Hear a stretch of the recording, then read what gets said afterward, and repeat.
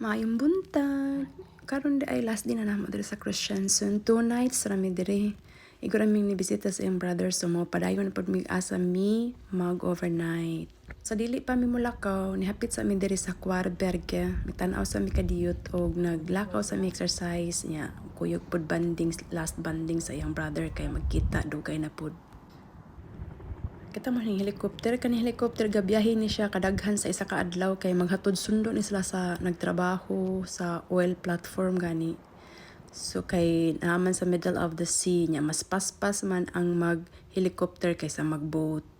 Munang ginagamit nila ni. Unya na picture pod mi kadiyot day na mauli dayon mi. Nya pag uli namo before mi mulakaw so nanguha og didalian ning fruits red currant. Amot unsay Bisaya anis atoa. Wa ko ka amot masiro ko katilaw aning diha pa ko. Nya nanguha kog dali kay manglakaw naman mi kay adto na pod mi sa Bud mag overnight. So mao na ni na mi sa Bud karon. Gamay lang ni siya nga kuan place, kusi kaayo.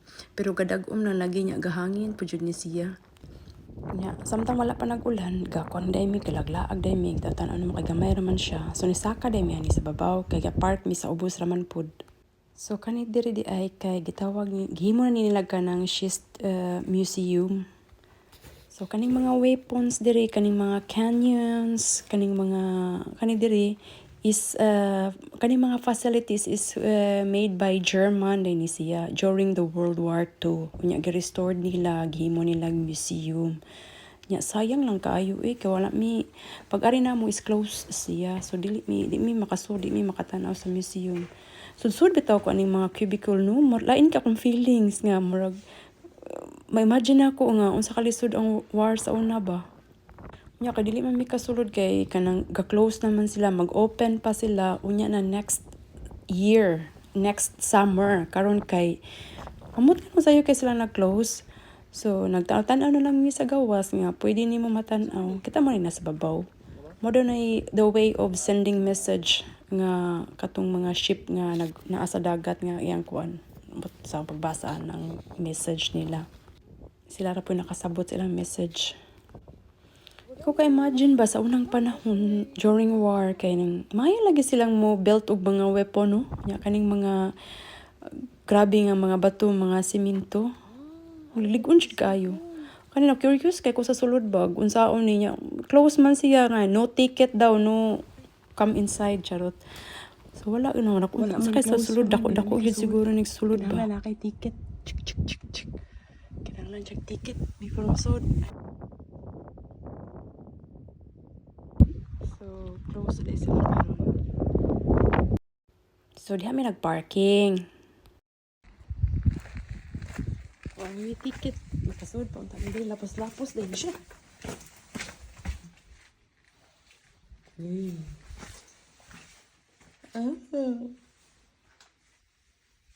Balis. Hadlok mo ba tayo? So, nanguli nami kay medyo gutom na. So, manalain.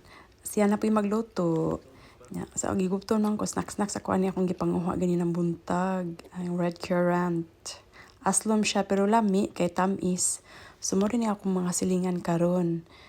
Naay sakyanan diha o. Nakaya ra gid nila ba mag-travel nga sakyanan lang. At least naamay sa CR diha nga public nga pwede ka makagamit. So okay ra kayo nga. So among dinner karon kay burger. Nya kay wala man mi dako nga kaha, kanina lang gagmayng kaldero among gigamit. Relax si Inday. Ang akong kusinero. Norsk skattekrav produserer kraftverk mindre enn det som er mulig. Metoden vekker reaksjoner. The dogs are their alarm system. As the main industry for business on this town is pearl culturing, and it looks like almost everyone is working with the farm on a pearl farm. They have only heard of making it themselves. Our burger is ready. With great and fast help from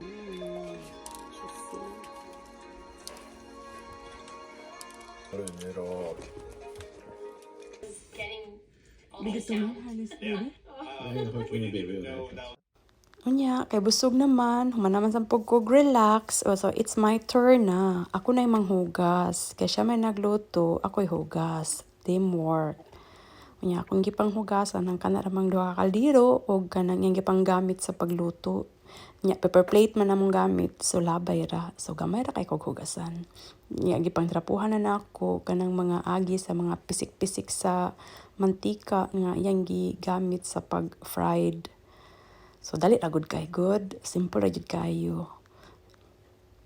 So kana day among lights, electricity namo kanang sa among ref gikan na naka-connect automatic siya mo connect sa solar. Bintaha gid nami solar panel kay ang kana bitong mga caravan kinahanglan silang mag-park sa camping area because they need kanang electricity kay tungod sa ilahang ref og uban pa kang ilahang battery sa sakyanan dili enough. So pagpalit na mo ani nga kuan nga bubil, nagpalit mig extra nga battery nga dili siya bugat, gaan siya, nya dako siya capacity. Munang enough kay namo sa among travel karon wagi mi ka park sa camping area na kasi big dakong kwarta kay bayad baya ka ug mo park ka sa camping area unya mo connect ka sa ilang electric. Aw dili pud kay gud ako imong ma-save pero at least naka-save me. So wala ka kabayad mga 300-400 sigurong per night. So mao na ni nag-toothbrush na mi kay ready na ako matulog nya. Of course, di na to kalimtan ang atong night routine. Waras-waras ra gud na pila ra man moisturizer na mao na tiguang na jud ta. Ana nata mag-filter oy kay maklaro ra gihapon. So ready na. Ako din ni siyang i-close diri no kay makita niya ta sa atong silingan nga nagnganga imong baba nga tulog o naghagok-hagok. So natay privacy ba. So ato na siyang isirado pero ga-open na ng gawas ana karon na ay may hangin. Unya matulog na ta. So salamat kay sa pagtan-aw o pag-amping mo kanunay. So good night everyone. See ya.